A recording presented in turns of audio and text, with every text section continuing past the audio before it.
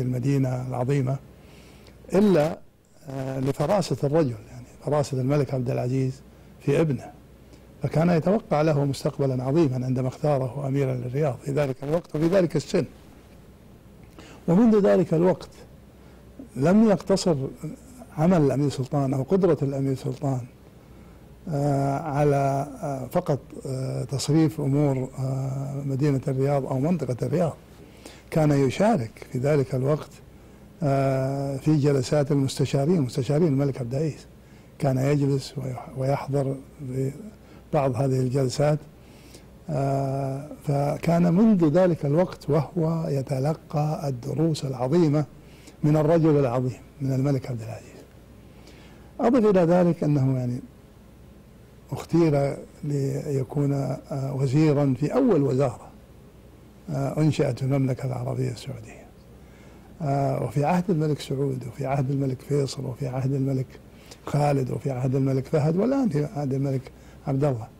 كان الأمير سلطان رجل أساسي في بناء هذه الدولة وفي بناء مؤسسات هذه الدولة. كان له الرأي، كانت له المشورة، كانت له الموافقة في جميع الأنظمة التي سنت والتي صدرت في المملكة العربية السعودية منذ عهد الملك سعود حتى هذا اليوم.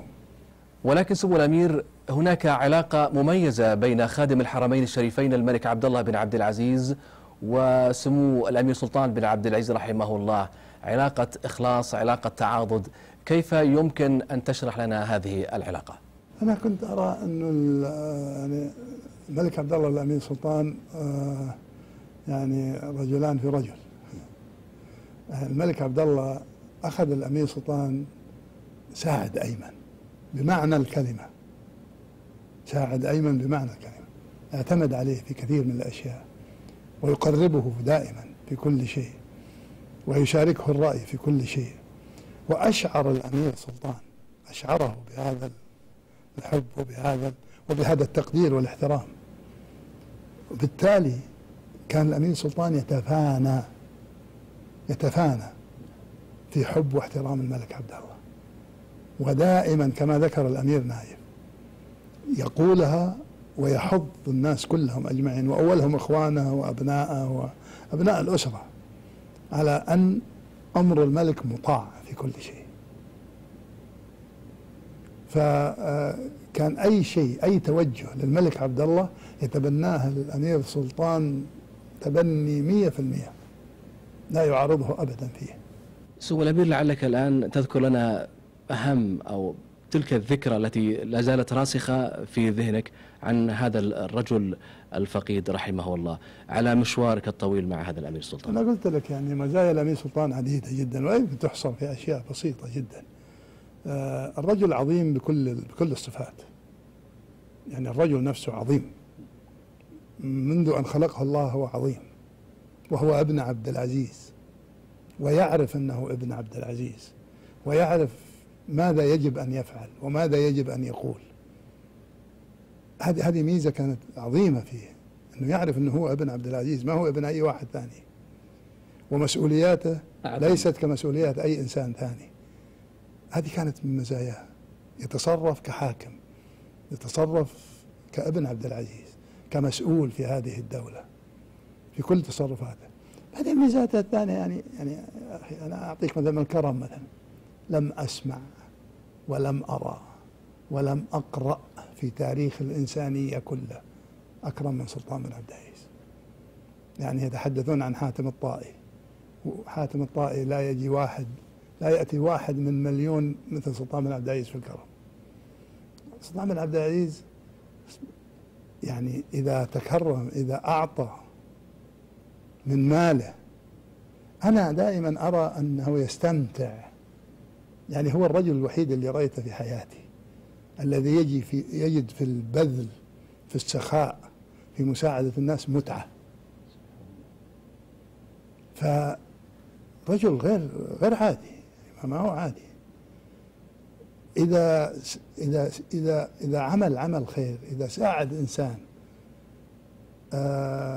تجد وجهه الانشراح، تجد الإنسان يسعد، الرجل يسعد، يصير يومه كله سعيد.